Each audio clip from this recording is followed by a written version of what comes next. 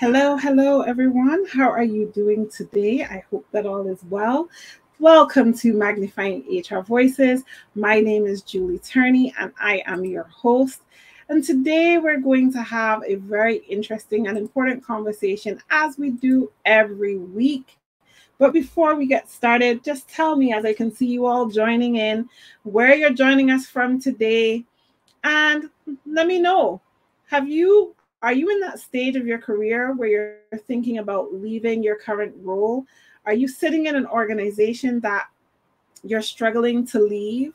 Is your organization toxic, but you're thinking you have fears or you're skeptical of leaving as an HR professional and what that message might send to employees? So, this is a kind of conversation that we're going to have today. You know, we always have those conversations that we don't have ordinarily. And today, that's what we're going to talk about. What happens when HR leaves the organization? And what happens when we leave without a plan B? So, it's not like we're moving on to go somewhere else, but we've just had enough and we're going to move on. So, to have that conversation with me today is my dear friend Angela Shaw. I'm going to bring her up. Hey, Angela. Hi, everybody. Thank you so much, Julie, for having me. You're welcome. I'm really looking forward to this for, how long now? A good while, but I'm so glad that you're here now, and we're going to have this conversation today. So, to kick off the conversation, we're going to do what we normally do. I'm going to jump off the screen. You're going to share with everyone your origin story, and then we're going to get started in the conversation. So, let everyone know, who is Angela Shaw? What is your origin story? How did you get into HR? And kind of like let us know like where you're at right now. Okay, sounds good. Again, hello, everybody. My name is Angela Shaw. I live in Texas. I always wanted to be in HR, so I was very intentional about that.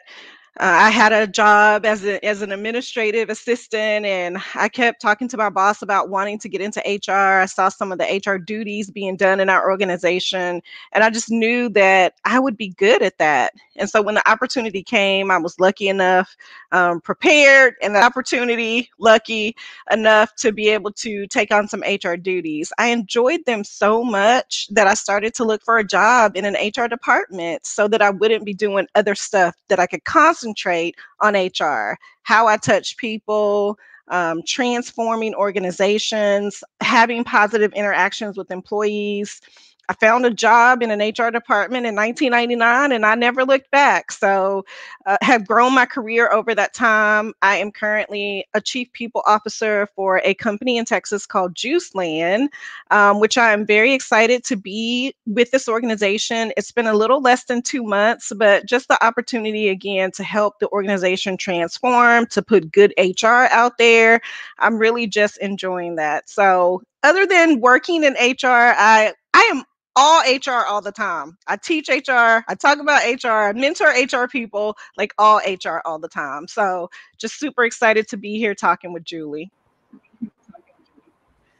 Awesome. Thank you so much for sharing your origin story, Angela. And I think that it's such a beautiful story as well in terms of how you started from the bottom and worked your way right up, and developed yourself and grew yourself in your role. And that's something that's very admirable. I know a lot of times persons are asking, like, how do I get into HR? But you really went about it in a way that pursued, your advancement to that career. So let's kick off the first question with our conversation and why we're here. So first of all, let me say I was inspired and reached out to you as a result of a post that you did on LinkedIn a couple months back with regards to just taking a pause, recognizing that certain things weren't working for you and that you were going to make a transition. And I love the way you shared what you learned along the way. And so that really was part of the reason why I wanted to reach out to you. And just, you look like such an amazing person to get to know in my HR community. And so I was like, let me reach out.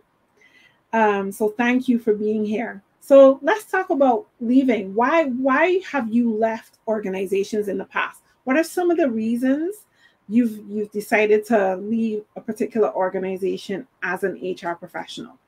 So I do think that it's a personal decision. And what I would want anybody in the audience to leave with is you make the decision about a situation working for you. And I've Mhm. always made that decision for myself. So I've always been a person who chooses myself.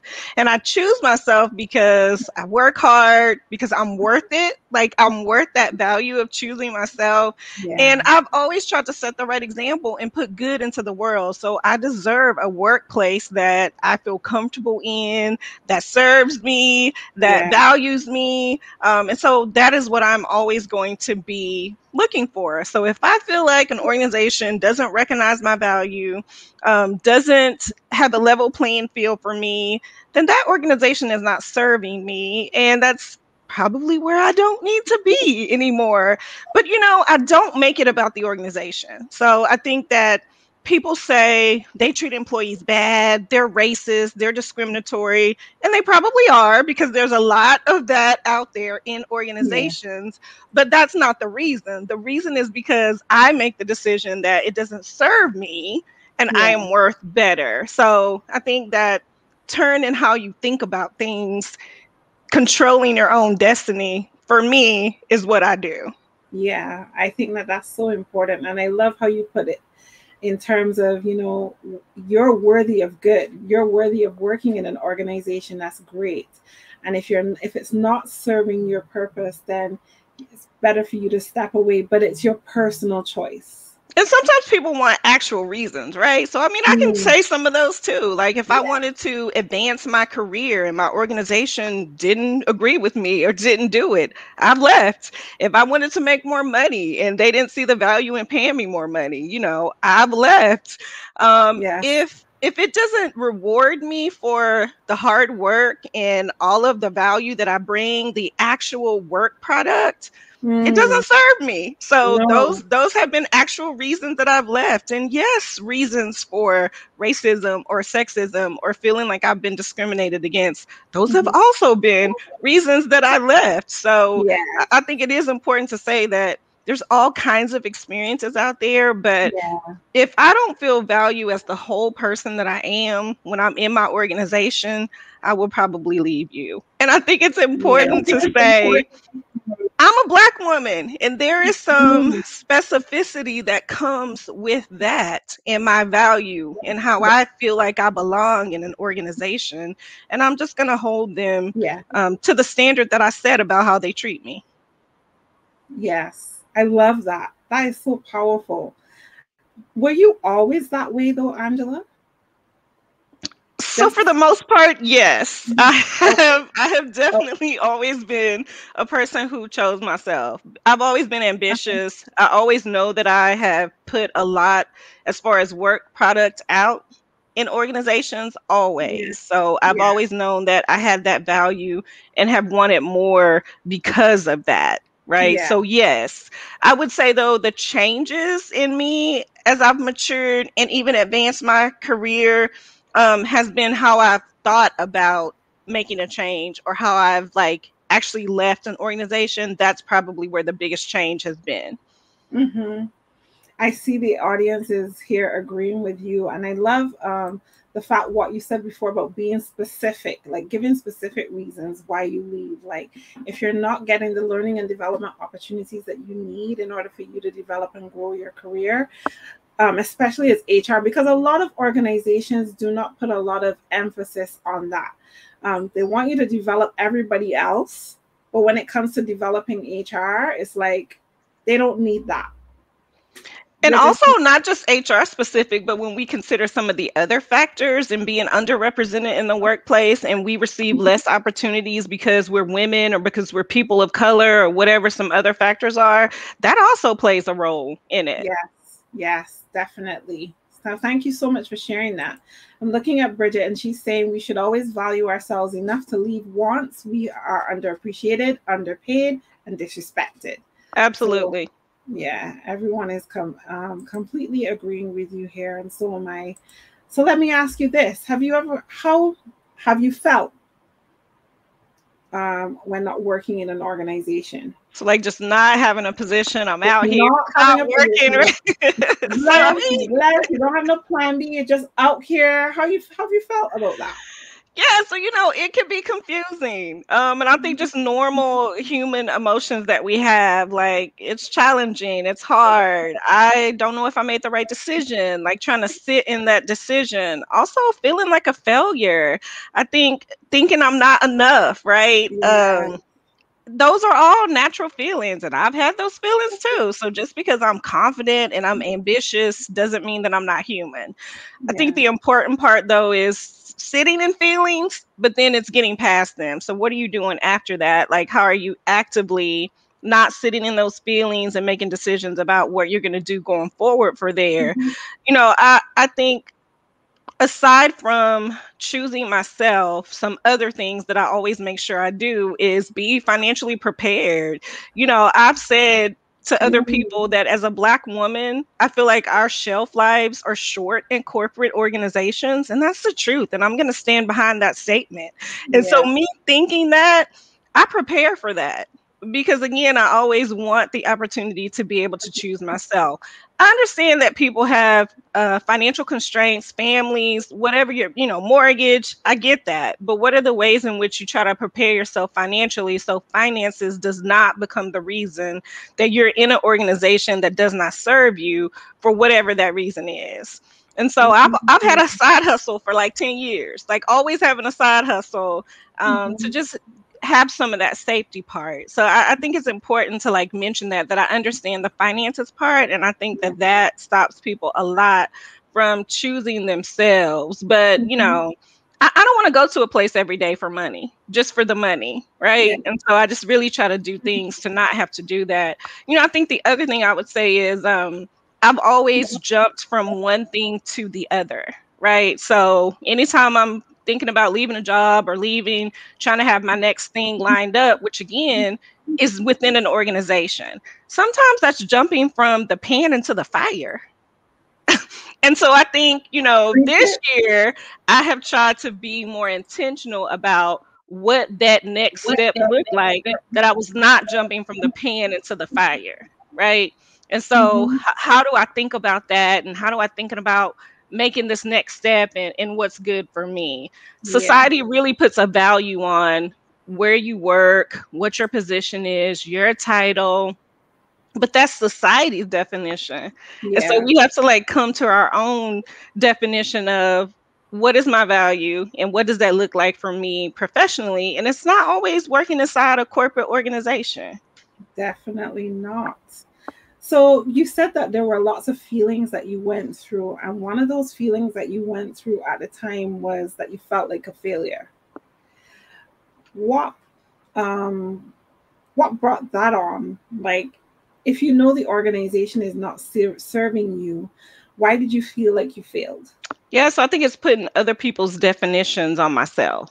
So Mm. again, I think the definition of what's successful, the definition of how do you how do you serve society, like what you're standing in society. And we all know that that has been growing your career, moving up the career ladder, again your title, these things. So in looking at, so I in my career I've been labeled a job hopper, because I choose Mhm. myself and I will Yeah. definitely move around, right? And Mhm. but what I tell myself is they could call me whatever they want. My bodies of work say something different. And for Yeah. every one hater out there, there's 10 people who are like, she either touched me, helped me, or I just love the example that she sets, right? Yeah.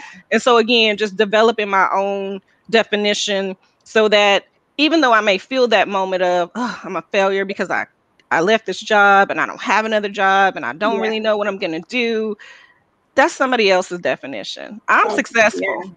I Mhm. am, again, I have value. I put good into the world. I've grown my career. That's my definition of success. And I always try to bring myself back to that. Yes, definitely. But I could understand why you would feel in the initial moments like, that you failed. And especially what is it that I think it's Michelle Obama when she talks about generational curses, like how we put these certain thoughts of what society thinks of us as Black women, or as women of color, and what we should and what we should not do. But you So know, when you and we do talk about that, but we don't talk about the trauma. Like the trauma of being a Black woman in the workplace. You know, yeah. I've been working for 27 years. That's 27 years of trauma that I have that I haven't given myself time to heal from, because every time it's jumping from one thing to the next thing, right? So I didn't even heal from that before I'm having very patriarchal conversations about, walk me through your resume. Why did you leave your last 5 jobs? Like, tell me Mhm. where you want to be in 5 years, when we all know that the level field is not the playing field is not level. So I can't even answer those questions the same way someone else who doesn't represent my factors has. And so that trauma of like not healing from that and continuously contorting myself to fit into this definition of what society says is appropriate and professional. It's Mm, trauma. definitely trauma. And then on top of that, doing the job that we do, which comes with its own traumas every single day, and having to process that as being in the space that we are in as HR professionals. So not only do we have that challenge of being someone of color in a corporate organization, dealing with the challenges of working with sometimes difficult leaders, sometimes difficult employees, and all the things that come with that, and then not being appreciated, not being valued for all the amazing things that you bring to the workplace every single day, and the energy that you have to bring every single day to do your job effectively, really can have its challenges. So choosing yourself, no matter who you are, no matter what job you're doing, is important. But I think that that's something that we lack the most in the HR space. We lack the ability to choose ourselves. We lack the ability to take care of ourselves. We lack the ability to set boundaries, and therefore we end up dealing with things like burnout and frustration and demotivation in our careers. So what you are choosing to do for yourself, and the example and the standard that you're setting, um, right now, for future or for HR professionals now to hear you say this, some people may be like, what? What? What is she saying? It's a little foreign at first, but I think Hmm. if you keep having that conversation with yourself, I also think that once you go through something really hard, like the challenge of leaving your job and making it through to the other side, it just fortifies the belief that you really can set your own definition of success. And Yeah. it doesn't have to be what society says it is. I know every time I've gone through something or a change, it definitely has reinforced in me I'm doing the right thing by choosing myself. I mean, Hmm. makes me happier. I feel like it's going to make me live longer. And I think it makes me a better employee in that next situation. Hmm. When you come out of that stage of, I guess, like the 7 stages of grief, right? Because you grieve a job when you leave it and move on to do something else. Or you still go through stages of grief. What are some of the things that you did for yourself to prepare yourself for whatever was coming next in terms of healing? Like, what were some of your self-care techniques for yourself? Yeah, so I kind of talked about the difference between in the past when I've changed jobs or left a job and maybe had a little gap in between and always just looking for that next thing. Well, this year, we talked about the post that I made Yeah. when I made the decision to leave a job as a part of the Great Resignation and as a part of wanting to deal with the Black trauma that I've had after 27 years of being in the workplace. I wanted to be different this time. And Mm-hmm. so I really actively tried to find ways in which I could heal myself, right? And so it's different for everybody, but for me, it was literally taking naps in the middle of the day. It was literally not scheduling up every single minute of the day. It Yeah. was eating foods that I enjoyed just because. So things like, oh, maybe you only have steak on Sundays. It's a Tuesday night and I'm having steak and I'm going to enjoy it. Yeah. Just things like that. I Mm-hmm. also specifically wanted to visit some resorts in Texas because I live in Texas. So I actually went to 3 different resorts for like 4 day Oh, weekends and just went to the spa and had some relaxation and just did some things that didn't put me on a schedule, that there was nothing, no product required of me that had to be completed or finished. Just some real relaxed time to like think, you know. Mhm. I started to think differently about what would be next for me. Like maybe I'm not going back into some corporate environment. Maybe I'm starting my own thing. What would that look like if I started to consult? I also teach on the side. That's one of my side hustles. I accepted some extra teaching assignments as a way Yeah. to bring in some money, but also just do more of something different that I enjoy. That was Yeah. not working in an organization every day, and so it really just gave me some clarity. You know, gave me some peace and Yeah. some calmness that I had been missing from just running from thing to thing and just always having a plate that was overflowing and full of all these commitments that I had for other people. That time was commitment to Mhm. me. It was to me for Yeah. me. I love that because I think a lot of times we're so busy focused on, well, what do we do next? Instead of like, okay, how do I take the moment to respect and heal myself through this moment while I try to figure out what is going to happen next. And I love the fact that you just did simple things like slept more, and that Yes. means your body needed it. I love the fact that you decided to go look around where you actually live and do different things. So Yes. you're really intentional about your taking care of yourself. So it's not just that you left and was like, let me just chill here for a bit and then move on, but that you were intentional about healing yourself from whatever you were dealing with previously and then moving on to taking care of you and figuring out for yourself, what does my next move look like? So let's talk about that a bit. How did you Yeah. decide what to do next? Well, that relaxed time really gave me some clarity, right? So I was definitely pursuing this consultant thing and how I can do that, and then just taking on the extra teaching. But I wasn't ready to close the door on working in an organization. I just thought, I feel like there's at least one more big thing that I can do: transform an organization, really come in and be an integral part um, of a C suite team. You know, so to me, I knew what I was not going to accept. Like nothing less than a chief title, nothing less than X amount of pay, like very clear on these things. And if they couldn't offer me those things, that was not a place that I was going to go work. And so I just came to that clarity. I think other things too, I visualized what it would be like in an interview to say some of the things that I've always wanted to say in an interview, but that I never said. So as opposed to walk me through why you left your last 5 jobs, I wanted to talk about I'm a Black woman. So treat me with dignity and respect, right? Mm, This is the amount of dollars that I want to walk through your doors and help you transform your organization every day, because that's what I'm worth, because I've earned that, because I have accomplishments that give me value, that is what you should pay me because I asked for it.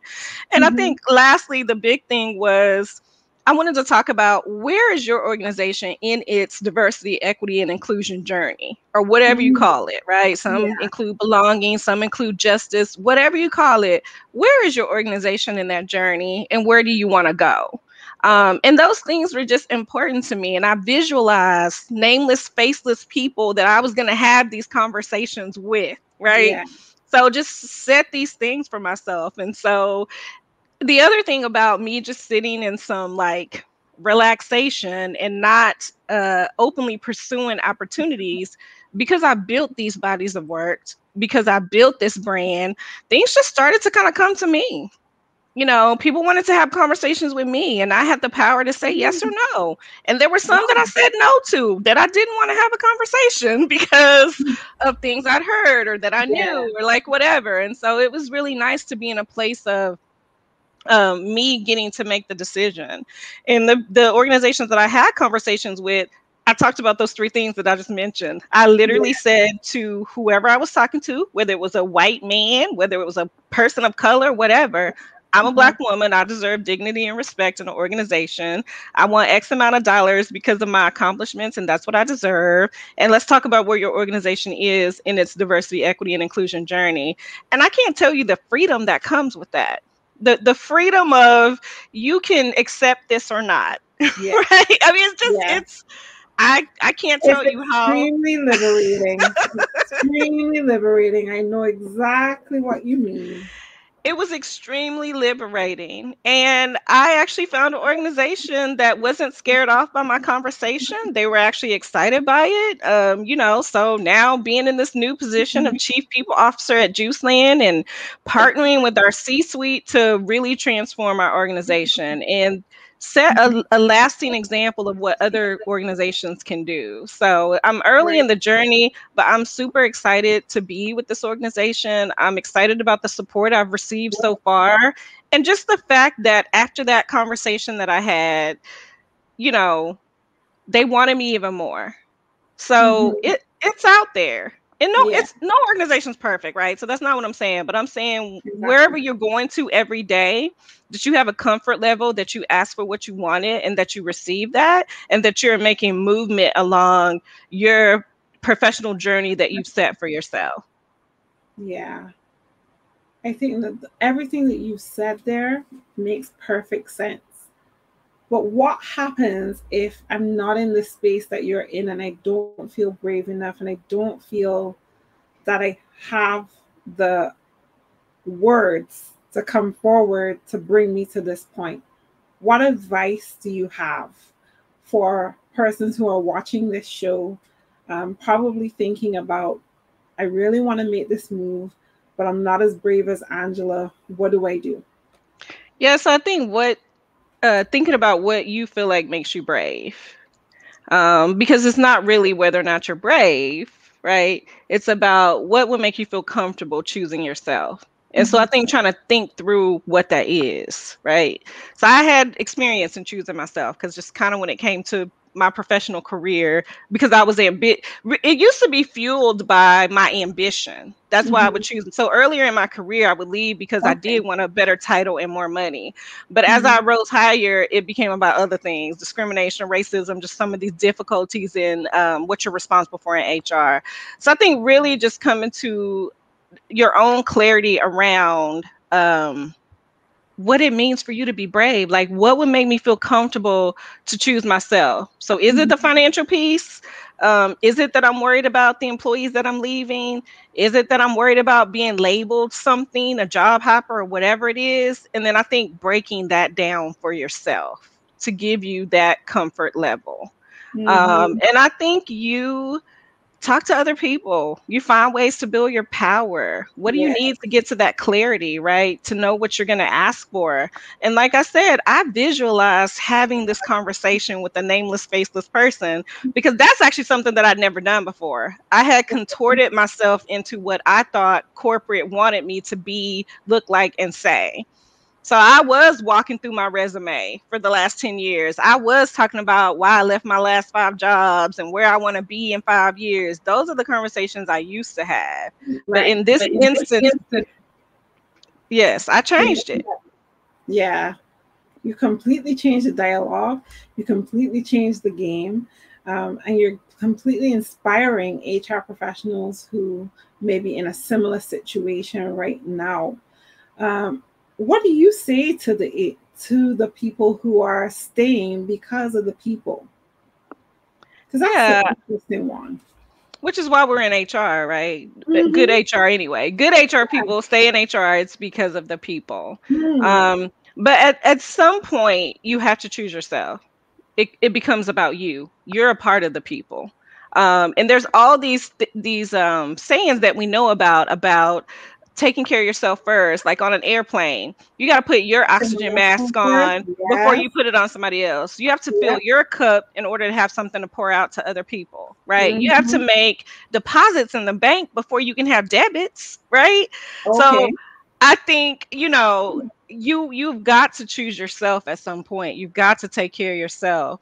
And even if though you're leaving those people, you can still have, relationships with them. You don't have to leave them forever. You can still support them and help them, but at some point you should become the more important person in your life. Sometimes I do this activity when I teach where we we visualize who's the most important 5 people in your life that you love. It could even be pets or whoever.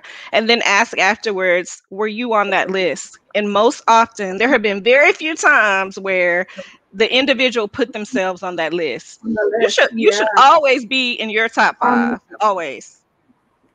That is, I'm sure, like, as you asked that question just now, and I was thinking about those top 5 people, like, yeah, number one, me.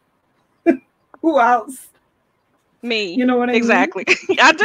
Number I one, do. me. And who else now? Like, who else comes after that? I like that you said that you are a part of the people, because I think a lot of times as HR we forget that we are employees. When we talk about the people, we are part of the people. And so a lot of times when we think about staying for the people, sometimes you leave, the people are just fine. Yeah.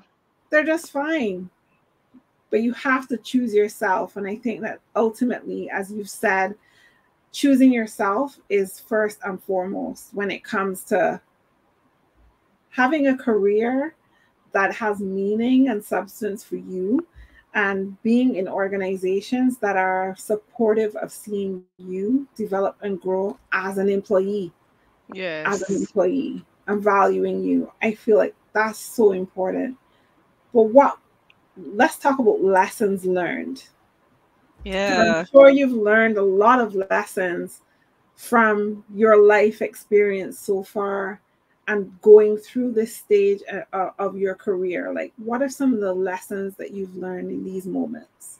So definitely my definition of luck, which is when preparation meets opportunity. And I think that just applies to anything. Luck favors the prepared.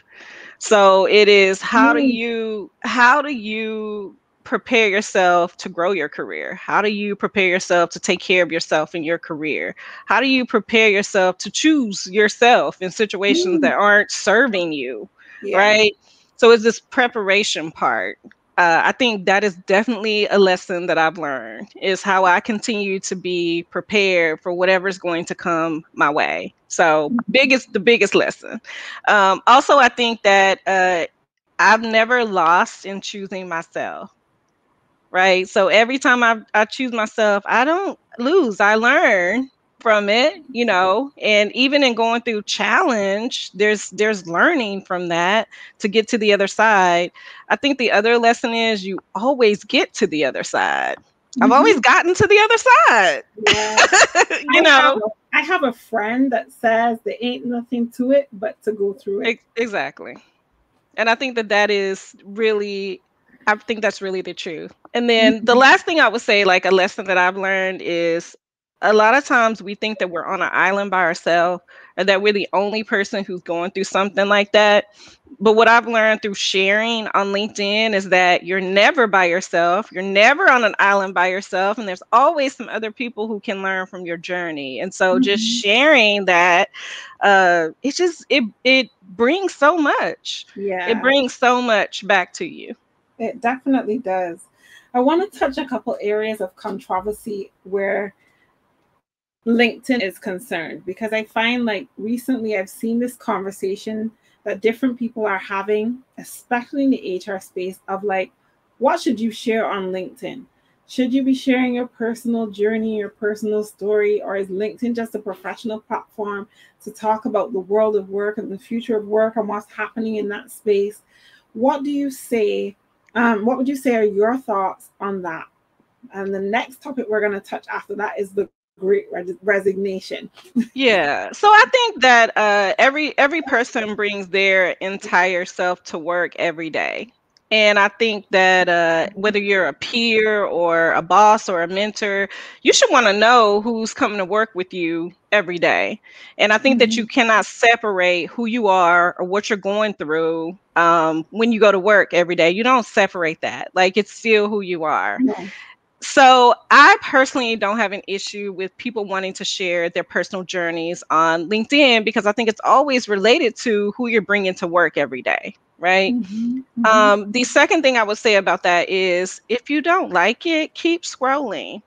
I recently made a post about I hate it when people get on my post and want to like take over my post. So I don't have that Yeah. behavior with other people, right? So if somebody Mhm. shares something and it spurs a thought in me that's not quite what they're saying, or if I disagree with them, I just go make my own post. That's the Mhm. other thing, people. When you see Yeah. something, just go make your own post, and then your Just go people who make agree your with you will own. they'll get on your post. But this Mhm. whole being disagreeable just to be disagreeable, I think it feeds into that cancel culture that we have Culture. going on right Mhm. now, and just Yeah. putting more hate in the world. Just keep Mhm. scrolling. You don't have to say anything at all. I like that. Just keep scrolling. But you know, that's a lesson learned. And I think somebody shared that recently where they got into this big argument with somebody on LinkedIn. And then they were like, you know what? I realize I can do better than this. Let me just go make my own post, share my opinions there, and leave it alone. But I agree, like, keep scrolling. If that's not to your fancy, then just keep scrolling, you know? Social media platforms are created for us to interact in different ways. I don't think, I think over time there's been an evolution with LinkedIn and what people put on the platform. Yeah. For me, I think it's seeing people's journeys and stories like yours, for me, is a great way of knowing whether or not I want to connect with someone in my space as an whether as an HR professional or just as a human being, number one. It's a great way for me to be able to determine potential guests. Yeah. Number two, For me, it's always the connection between, always the connection first. but the similarities, right? So Yeah, I feel like because I am confident and ambitious, I sort of, and a loner actually, I sort of put myself on islands by myself when I don't mm, have to be on the islands by myself. So for me, people yeah, sharing their journeys is like, what is that connection for me that this other hmm, person had something happen to them that I connect with or that yeah, resonates with me or is like a part of my story? hmm, I enjoyed that, like seeing that, hearing that, yeah. so that I can Hmm. know I'm not on an island by myself. Definitely. What are some of the stories or some of the things that you've seen on LinkedIn recently that have really resonated with you from your community? So I love to see people ask for help on LinkedIn. So, like, if you're a job seeker, the confidence it takes to make a post that I'm looking for a job, I think that takes a Yeah, huge amount of like gumption to bravery. just do that. And Yes. whenever I see those posts, I always try to like or comment for reach. Yeah. Um, Also, when people just, so all the different ways in which people just reach out for help, not even just looking for a job, but just I need a mentor, or I mean, I actually had an conversation with someone earlier this week who just made a post on LinkedIn like, I've been applying for all these jobs and I can't get a job and I'm just looking for a mentor or some help. And I was very honest in that I'm not going to be able to mentor you, but I can certainly have a conversation. And let's, what are Yeah. your questions, and let's go through that. So I think that is what I probably most enjoy about LinkedIn is when people are vulnerable yet confident enough to reach out and ask for help. Yeah. I think so too. I like that because I think that it shows that they really want to get help, and it must have taken a lot of bravery on their part to be so public about it. Yes. Yeah. And I definitely appreciate that. Yes. But we are in a very interesting time for the last 20 or I say 20 months. People keep saying 18, but time is going so quickly. And it's almost 20 months since we've been like dealing with this pandemic, COVID-19. And we're seeing a lot of people making transitions. I get different opinions about whether or not we are going through a stage of a great resignation versus a great migration versus, just people taking the opportunity to do what they would have done if it wasn't lockdown, if there wasn't lockdown and they weren't tied to, their homes, that they would have resigned anyway. What are your thoughts on the great resignation, not just as an employee, but also from an HR perspective? So I do think it's a real thing. And I don't know if it's just resignation. as much as like just a separation. So Yeah. there were people who were risked because of COVID or furloughed because of COVID who chose not to come back to their companies. Then Mm-hmm. there are, let's say, the parents who don't want to send their kids to school. And so someone has to help with the homeschooling part, and one of the parents decides to stay home. There are the people who are taking care of sick relatives or aging parents, trying to keep them safe in this pandemic, who are also deciding not to come back. The companies who are wanting people to come back into the office in person, there are people who are deciding that I just can't come back in person. I've been working fine remote. Why can't I work remote?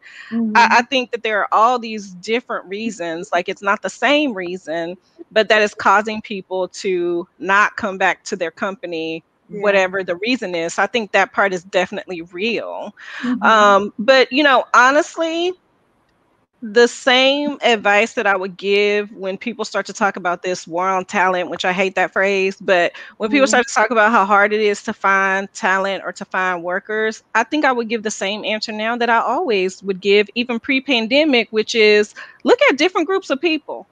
So, how are you hiring people with disabilities? How are you hiring veterans? Even how are you hiring people of color? Because there's still some struggle there. How are you Yeah. going to these different groups to diversify that pool before you say that talent's just not out there? Yeah. And then the other part of after everybody going through something so difficult and challenging that we're still in right now, right? What is your organization giving out? Like, what is the value that you're giving out? Because Yeah. after the pandemic, after everything that happened with social justice, it's going to take more than money. Oh, yes. So, really, how are we thinking about that part of it Yes. too? And I think that people considering going to work in different organizations, it's definitely going to take more than money.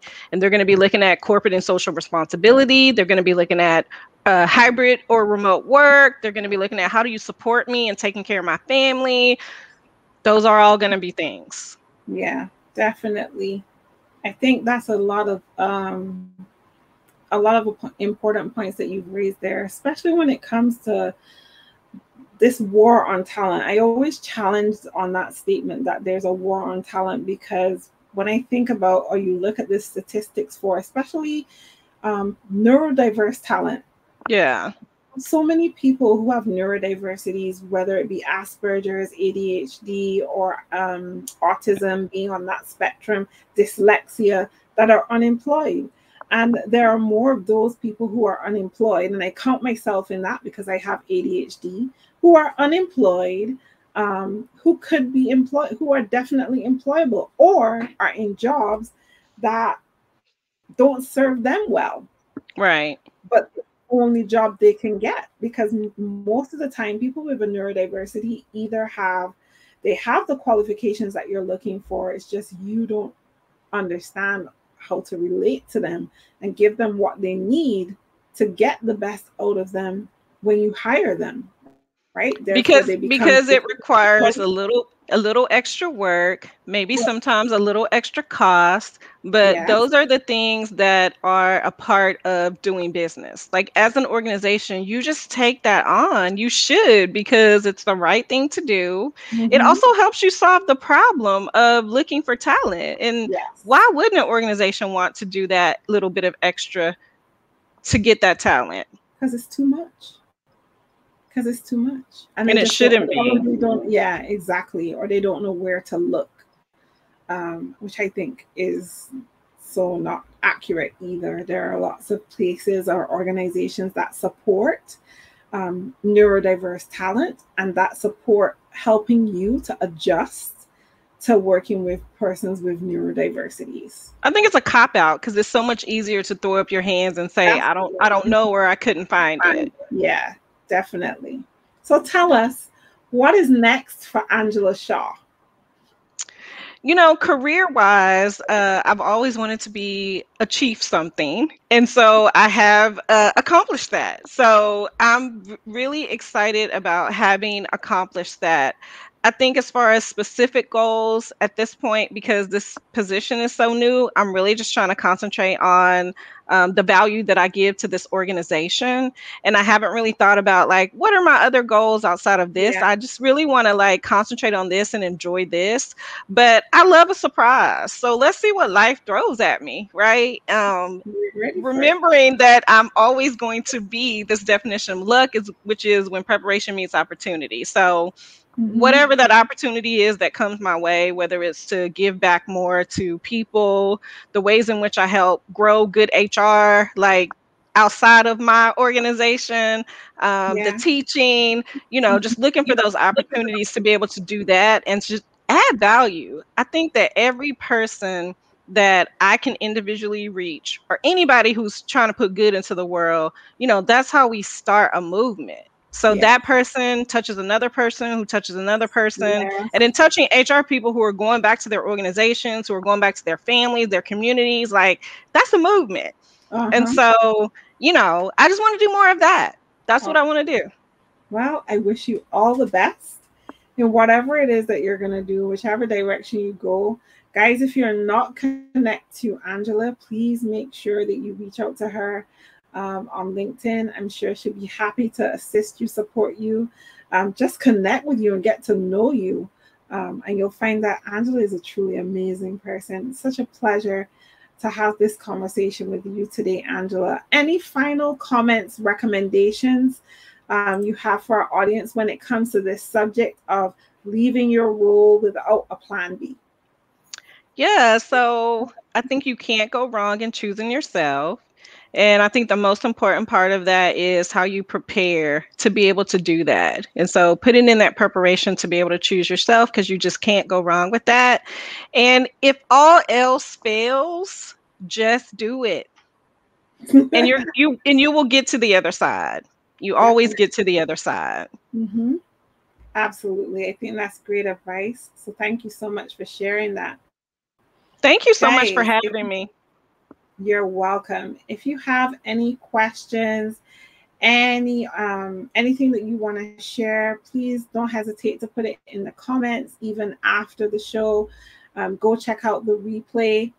There is no guest lineup for next week. However, I will be broadcasting a previous podcast episode that I had recently with Dr. Joy Cox on when it comes to body shaming in the workplace, when we talk about diversity, equity, and inclusion. How do we deal with that? And that will be our show for next week. You can feel free to comment on it in the show. That's it, guys. Thank you so much for being here. We look forward to seeing you again the following week. And I'll share who our guest for that week will be in my LinkedIn post. So check out for that. Until then, Bye, everybody. bye.